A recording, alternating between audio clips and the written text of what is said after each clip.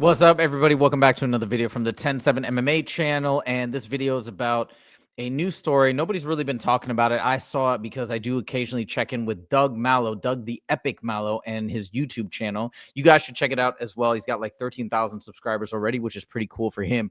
But anyways, I was checking it out and I saw this crazy clip and I wanted to talk about it, especially as we are on the heels of new news related to Rampage Jackson. Apparently, Rampage Jackson is facing up to 7 years. Again, I haven't done crazy research. I've just seen those headlines.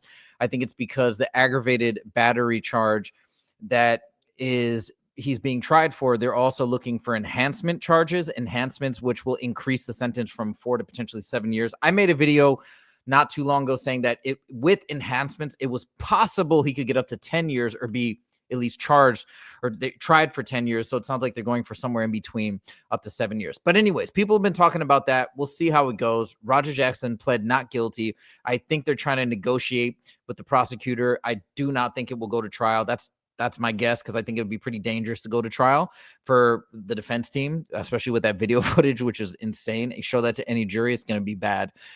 But anyways, I think they're trying to negotiate. I think they'll eventually plead down to something like 4 years, 3 years, maybe 3 years with a year of probation or 2. Who knows what's possible, since Raja doesn't appear to have a record. Anyways, I digress. Let's get into the mix. So this is crazy. Doug Malo is apparently at some conference where Rampage Jackson was also at.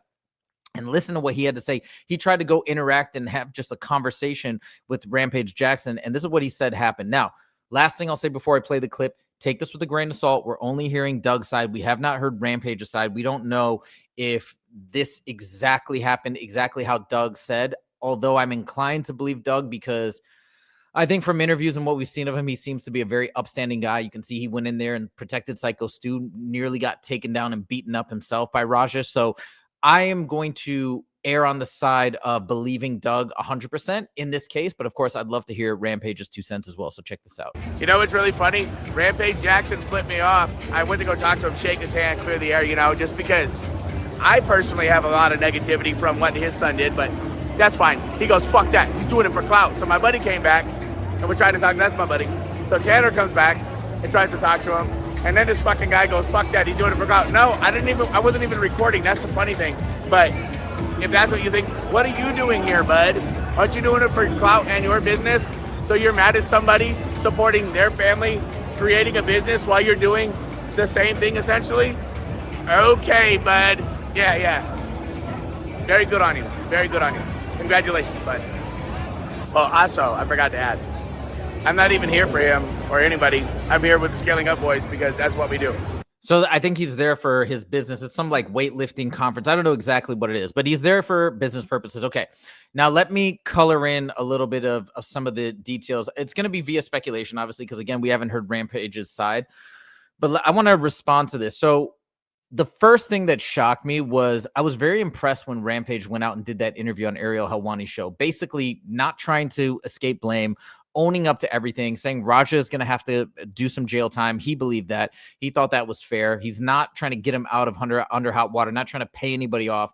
And I really respected the fact that he came on the show against the advice of his attorneys. 99% of people would not have done that. And I gave Rampage major credit for coming out and just wanting to do the right thing and clear the air. So that was very respectful. The other thing that's surprising about this is that Rampage himself said in that interview that he immediately tried to reach out to Syko Stu, probably for sure against the advice of attorneys, just to apologize, just to talk to him, see how he was doing.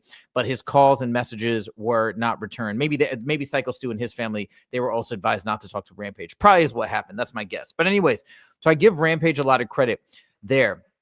My presumption would be that he would want to do the same thing with Doug the Epic Malo, because if it were not for Doug, Raja may very well have killed Syko Stu. Maybe another 5, maybe another 10 punches. We don't know, because think about the damage that had already been done with those 23 unanswered punches. Now you add on another 10 when he has multiple fractures and the fractures are getting worse and compounded. That could have killed him.